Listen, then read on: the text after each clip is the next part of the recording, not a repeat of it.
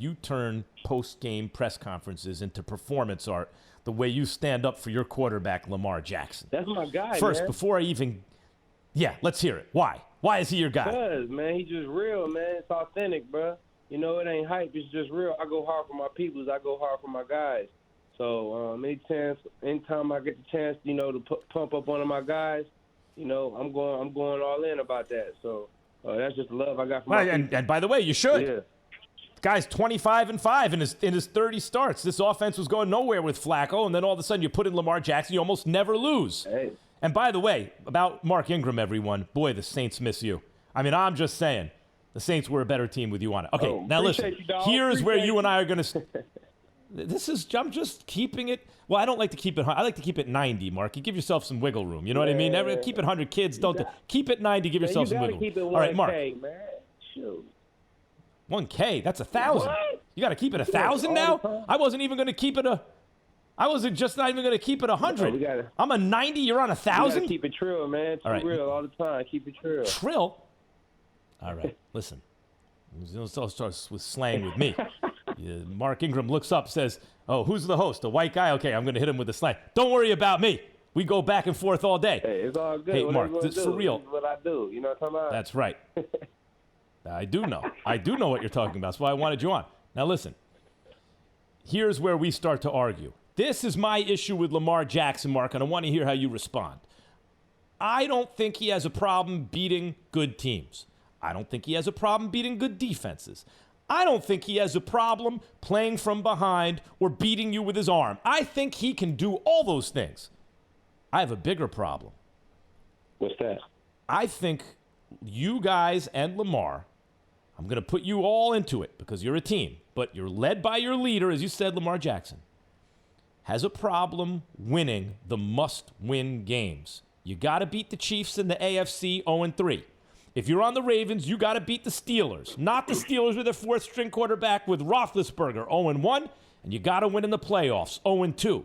This dude is 25-1, except for those times, and 0-6 in those times. What is going on? Why can't you win the big one? Why can't Lamar Jackson win when the lights are brightest? Mark Ingram. Hey, man, we can. We just got to go do it, man. We got the team. We got the ability. You know, we just got to go execute, man. And that's when it comes down to it. Those must-have games, you got to pay big attention to the details. You know, those are great teams that you mentioned. You know, Mahomes, Steelers, Big Ben, like those are all great teams. And when you play great teams like that in must-win situations, you got to be playing your best football. So it's a team game. It's not on one person. There's multiple times we can look back at the games, and if this unit had did better, if this guy would have made this play, it would have been a lot better off. So as a unit, as a team, we just have to execute. We have to rise to the occasion when the lights are the brightest, when the games mean the most, and we will do that. We're growing, and we're learning to do that as a team. So it's on all of us to be able to get that done. Look, I appreciate that answer. You didn't dodge it. You went right for it. Hey, we got to do better. That's right. And by the way, Lamar Jackson's extremely young.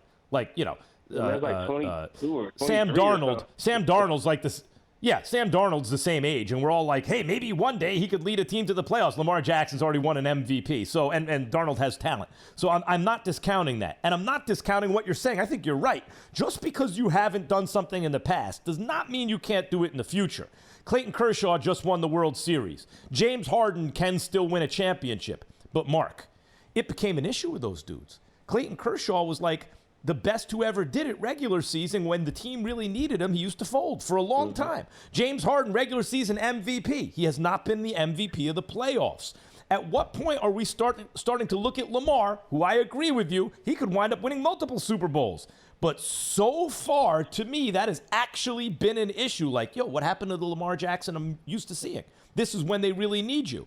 So I want you to address that. What have you seen so far in Lamar that has not been able to lead you over the hump in those games? Man, like I told you, man, it's a team effort, man. It's all of us. It's all of us, man. You can't have drop passes. You can't have turnovers. You can't have big plays. You can't allow big plays. We got to create big plays. It's a whole team thing, man. It's not just on Lamar. Obviously, he's the quarterback, so he's going to get most of the attention, most of the brunt of the force. But it's it's a full team game, man. The whole team has to play 60 minutes football. The defense got to play well. The offense got to play well. The special teams got to capitalize and make plays and make a difference. It's really, the coaches got to have a great game plan, and the players got to execute it. And when the game's on the line, when the games matter most, and the lights are brightest, and it's one game elimination, you got to execute. You got to make it happen. And sometimes the team has to grow for that. And I think we're growing. We're adding pieces, and we're getting stronger. And we're going to peak at the right time, and we'll be able to make that stuff happen when we need to. So that's what we're working on. That's what we're focused on. Well, listen, maybe I need to take you guys aside and tell you how it's done, because I've never slipped up when the lights are brightest, Mark. I've never lost a game. No interceptions, no fumbles. That's just a fact. Raj, is that not true? Have I ever fumbled the ball in an NFL game? You're keeping it 90. It's N\A, not applicable. You know what I mean? Mark, by the way, I do know what you mean. Mark, by the way, Patriots, that's a desperate team, right? Even if they come off a win against the Jets, it's going to be a desperate team and a nationally followed team. Titans, it's been an excellent team this year. Steelers, that's a rematch of the rivalry. Even the Cowboys, who are no good, that's a high-profile game. You guys have high-profile game after high-profile game right now. What does it feel to be a part of something like this? You just experienced this on your previous team, right? You guys were, and now this new situation that you're in. What's it like to be a player who's been a part of these kind of teams that week in and week out the football world pays attention to? Man, that's what you play for, man. That's what you play this game for. Is to play against the best teams on the brightest stages in prime time, and make plays in those games, and give your team opportunity to do something special. So to have the opportunity to go in and week out and improve and get better against the best competition around the league, and put yourself in position to make a championship run, to make a playoff run, that's what we do it for. That's what it's all about. Thanks for watching ESPN on YouTube. For live streaming sports and premium content, subscribe to ESPN+.